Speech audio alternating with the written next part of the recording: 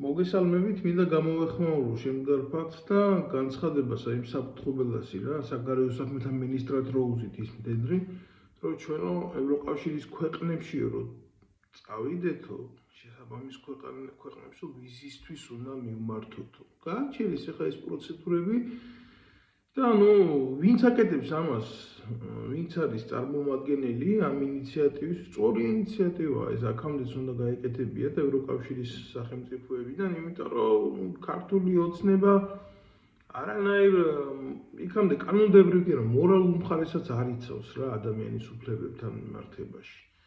და მაგის ახლა ბევრი მაგალითი რო არ დავიწყო, ის ემიგრანტები, რომელიც ქვეყნიდან ვართ გამოყრილები, კაი ჩვენ რა კიდე ავად მაინც არა ვართ, მაგრამ ის ხალხი, ვისაც სიკვდილის სიცოცხლის ისეთი პრობლემა ჰქონდა, ვიზმეს რო არ მოეკლა, დავადება რომ მოკლა და იმათ გადახედეთ. რა დღეში ჩააკდეს, რამდენი დაღუპეს.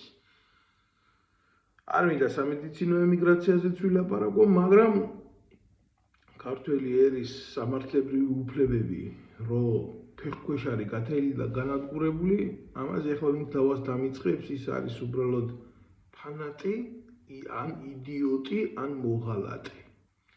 ეს განსჯის კიდე სხვა თემა არის. მე უბრალოდ მინდა მიმართო იმ საზოგადოებას, რომელიც ქმნის ამ დისკომფორტს ქართულ ოცნებასთან მიმართებაში. ეს არ არის არანაირად საკმარისი. აუცილებლად უნდა მოხდეს მათი ქონებების გაყინვა აქა, სადაც აქ წამოღებული გვყარავდნენ ჩვენ და ინახავდნენ თქვენთან.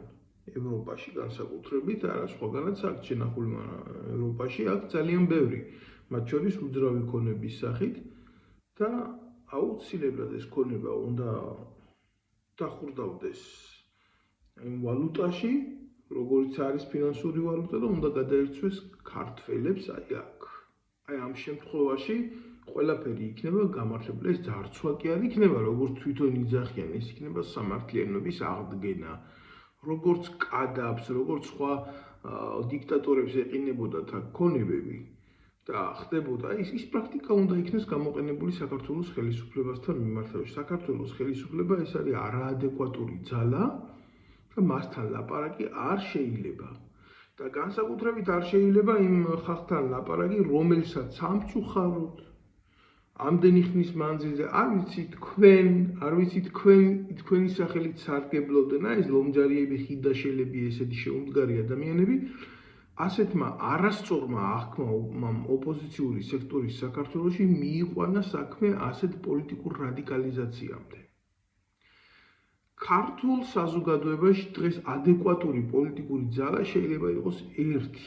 შეიძლება მოიძებნოს ასეთი ერთი, რომელიც აქამდე შეიძლება პარლამენტში საერთოდ არ იყოს ნამყოფი. კი, იქ არიან ადამიანები, ვისაც გული შეტკივათ 1-2, მაგრამ ისინი პოლიტიკურ ფონს ვერ შექმნიან. ეს გამოიწვია რა, ამიცი? ეს გამოიწვია ცუდმა ილუზიებმა. და ხალხი, რომელიც აკეთებდნენ არანაკლებ უსამართლობას, საქართველოში ლაპარაკობდნენ ევროკავშირის და ამერიკის შეერთებული შტატების მორალის თითქოს თქვენ იყავით მის უკან. არ ვიცი რამდენად იყავით, როგორ იყავით, რანაირად იყავით, რა იყო სინამდვილეში. მაგრამ ახლა არის ის მშვენიერი დრო, რომ თქვენ გაემიჯნოთ ამ მკვდარ პოლიტიკურ სექტორსაც საქართველოში და მიცეთ ქართულ საზოგადოებას სწორი არჩევნის გაკეთების საშუალება. დანარჩენი მაგ ჩვენ საკეთებელს ვერანაირ გააკეთებს, აუცილებლად არის შესაქმნელი ქართული სათვისტომო უცხოეთში და არა მარტო კონკრეტულ ქვეყანაში, არამედ ემიგრაციული მასშტაბით, არავინ საქართველოში რაღაც ემიგრაციულ ძალას არ შექმნის, ის შესაქმნელია უცხოეთში. მისი ოფისი გასაკეთებელია აქ, სასურველია თუ იქნება ეს შვეიცარიაში, სასურველია.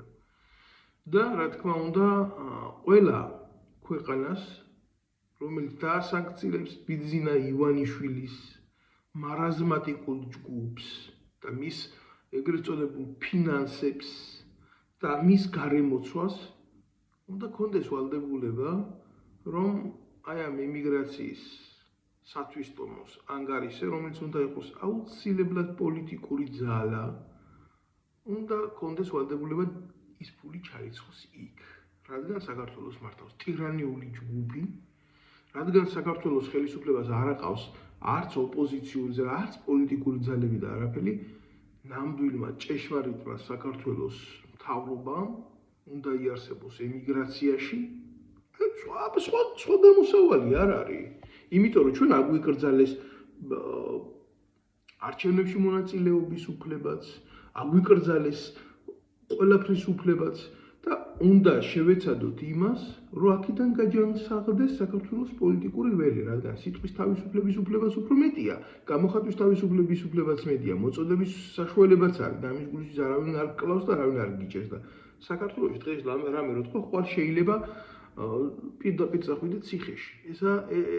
ეს სისტემა დაემგვანა უმძიმესი ფორმებით მეზობელი ქვეყნებში არსებულ ვითარებას. აქამდეც არ იყო ბრწყინვალედ ყველაფერი, მაგრამ უკვე ძალიან ხელგახსნილები არიან. პირდაპირ ვიტყვი, აქვე ვიტყვი, არანაირი ამბიცია არ მაქვს სათავეში ჩაუდგე ამ ემიგრაციის სათვისტომოს პოლიტიკური ძალების შექმნას. მე აპოლიტიკური ადამიანი ვარ, თუმცა შეიძლება ცვლილი მივიღო. ამიტომ ვინც ახართ ტიგრებო ყვერებიანები, იფიქრეთ ამ მიმართულებაზე რა და რატო ამბობ შვეიცარიას? იმიტომ ამბობ, ეს არის ნეიტრალური სახელმწიფო, არსებობს პოლიტიკური კონექტიურა. და ამ პოლიტიკურ კონექტიურაში უნდა ჩავჯდეთ, ეს არის ქვეყნის საქმე.